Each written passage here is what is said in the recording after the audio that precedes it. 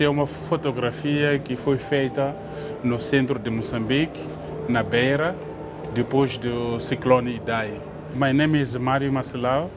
I am a photographer from Mozambique, and my interest from photography started many years ago when I was a child. And because I was very influenced by local photography that after the independence, they were like a commercial photographer in Mozambique, so they were not like artists. And I was very fascinated by the power of the camera, how that a camera can compress like people, objects, and stories. So for me, I was always curious about that, and then I was like, I want to know these things that can do this magic, you know. And it was not my interest to become an artist because I'm coming from a family where there was no artist, no one knows about art, nothing. And then I was even using to do like different type of jobs, to rent cameras, to buy films, and then most of the time I was renting camera, I was buying films, I was taking photos, and I throw away the films, you know, because for me it was about the pleasure. I did a project that I started about 3 or 4 years ago. And basically the project, it looks at the perspective of what is the legacy after the colonization in Mozambique, you know, and at the same time is looking at the collective memory, how that can be affected if we look at the marks that were left by the colonialism, and then also trying to understanding the effect of it to the environment, you know.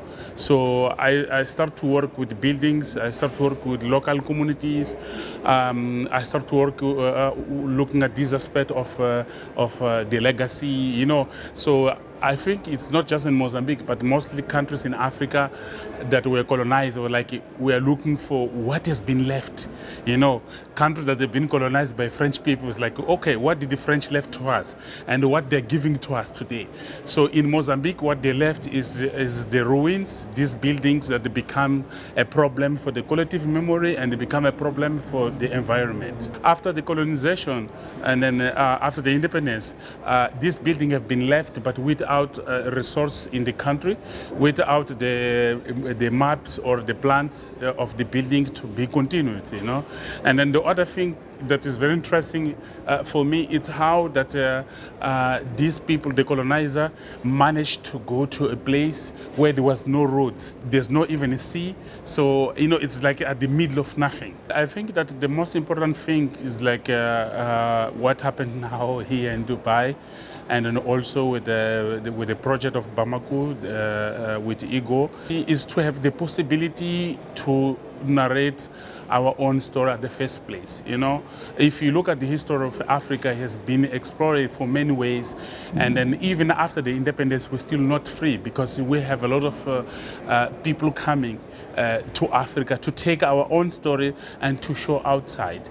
We never go to Europe to tell stories of Europeans because we don't really know the story of Europeans. So I think that it's very important that the African photographer, they start to look at their own perspective at the first place, and then also it's not just about photography, it's about sharing, it's about the environment, it's about contributing for growing in the continent. So that's why we need to facilitate this perspective of sharing our own work without creating difficult.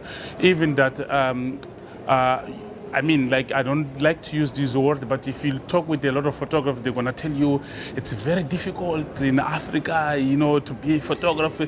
We all need money, but it's not all about the money. It's about how that we can take our work to forefront, how that our story can be shared.